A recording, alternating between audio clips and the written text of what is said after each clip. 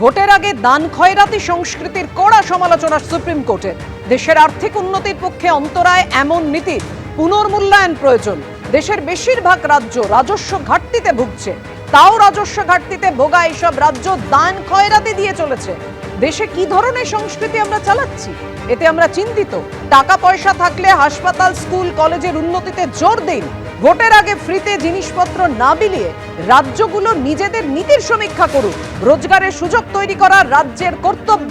একেবারে এমনই মন্তব্য প্রধান বিচারপতি সূর্যকান্ত, বিচারপতি জয়মাল্য বাগচি ও বিপুল এম পাঞ্চলির বেঞ্চের। এবং এই বেঞ্চ প্রশ্ন তুলেছে যে বিনামূল্যে খাবার, ফ্রিতে সাইকেল, বিদ্যুৎ দিলে উন্নয়নের জন্য টাকা পয়সা বাঁচবে কোথায়?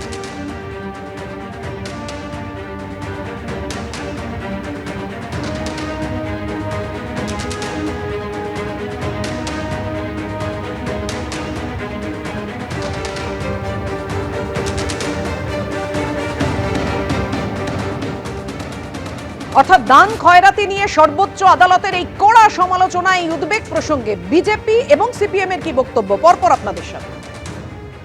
বিহারের আর্থিক অবস্থা আর পশ্চিম বাংলার আর্থিক অবস্থা এক নয়।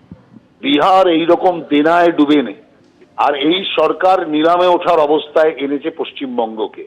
অতএব সেই পশ্চিমবঙ্গের মুখ্যমন্ত্রী যেভাবে দান ছত্র করে গেলেন, যেভাবে সমস্ত পয়সা বিলালেন, এটা কোনোভাবেই আমরা মানতে পারি না। সুপ্রিম কোর্ট যে রায়টা দিয়েছে সেই রায় অত্যন্ত গুরুত্বপূর্ণ এবং কার্যক্ষেত্রে এই রায় পালন হওয়া উচিত বলে আমি মনে করি, এবং সব পক্ষেরই এই রায় সম্পর্কে বিচার বিবেচনা করা দরকার। এটা ঠিক, দান খয়রাতিটা কখনো একমাত্র বিকল্প হতে পারে না। স্কুল, কলেজ, হাসপাতাল, ইনফ্রাস্ট্রাকচার পরিকল্পনা করে মানুষের কাছে অর্থনীতিকে পৌঁছে দেবার ব্যবস্থা করাটা বেশি গুরুত্বপূর্ণ, কোনো সন্দেহ নেই। দান খয়রাতির একমাত্র বিষয় নয়, তবে এটা খেয়াল করা উচিত, নিশ্চয়ই সুপ্রিম কোর্ট বিবেচনা করবে। কর্পোরেট সেক্টরকে ছাড় দেওয়া মানে সেটা দান খয়রাতি। দান খয়রাতি আদানি আম্বানিদের হলে তখন আপনি সাধারণ মানুষের জন্য কি বলবেন?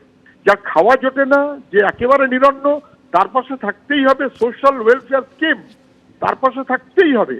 কিন্তু এখন যেটা হচ্ছে, ভোট কেনার জন্য টাকা, it is cash for vote, প্রায় এইরকম হয়ে যাচ্ছে। আর আদানি আম্বানিদের পোষার জন্য সরকার খরচ করে যাচ্ছে। ভোটের আগে দান খয়রাতি সংস্কৃতির কড়া সমালোচনা করল সুপ্রিম কোর্ট।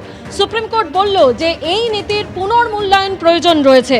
যেখানে দেশের বেশিরভাগ রাজ্য রাজস্ব ঘাটতিতে ভুগছে, তাও রাজস্ব ঘাটতিতে ভোগা এইসব রাজ্য দান খয়রাতি দিয়ে চলেছে। দেশে কি ধরনের সংস্কৃতি আমরা চালাচ্ছি, এতে আমরা চিন্তিত। মন্তব্য প্রধান বিচারপতি সূর্যকান্ত ও বিচারপতি জয়মাল্য বাগচি ও বিপুল এম পাঞ্চলির বেঞ্চের। আর এই নিয়ে তৃণমূল কংগ্রেসের কি বক্তব্য শোনাবো। বাংলায় লক্ষ্মীর ভান্ডারে যে 42,000 কোটি টাকা বাংলার মায়েদের কাছে পৌঁছে, তাতে গ্রামীণ অর্থনীতি সচল থাকে, সেইটা বেশি প্রয়োজন, নাকি সারা ভারতবর্ষের নীরব মোদী, মেহুল চোকসি, বিজয় মাল্যরা বেশি প্রয়োজন, যাদের মেরে দেওয়া টাকা ব্যাংকের লোন ব্যাংক পরবর্তীকালে বলে রাইট অফ করে দিলাম, মানে তোমাদের আর টাকা শোধ দিতে হবে না। সারা ভারতবর্ষের যতগুলো রাজ্য এই ধরনের প্রকল্প চালায়, তাতে টোটাল যা খরচ হয় তার অন্তত 200 গুণ, 300 গুণ, 500 গুণ বেশি টাকা এই শিল্পপতিরা, যারা কেউ কেউ নরেন্দ্র মোদী, অমিত শাহ ঘনিষ্ঠ, অধিকাংশ, তারা যখন মেরে পালিয়ে যান, ব্যাংক কেন তাদের লোনটা রাইট অফ করে দেয়? ব্যাংক যদি তাদের টাকাটা উদ্ধার করতো, তাহলে তো আরো বেশি করে গরিব মানুষকে সুবিধা দেওয়া যায়। বাংলার ক্ষেত্রে মুখ্যমন্ত্রী যেটা বলেন সেটা করে দেখান, গরিব প্রান্তিক মানুষের কাছে টাকা পৌঁছয় মমতা ব্যানার্জি সরকার। আমাদের লক্ষ্য গরিব মানুষের অ্যাকাউন্টে টাকা পৌঁছবে, আর বিজেপির লক্ষ্য আদানি আম্বানি কিংবা বিজয় মাল্য, নীরব মোদী, মেহুল চোকসি যারা ব্যাংকের টাকা মেরে পালিয়ে যাবে, তাদের অ্যাকাউন্টে টাকা পৌঁছবে। এবিপি আনন্দ এগিয়ে থাকে, এগিয়ে রাখে।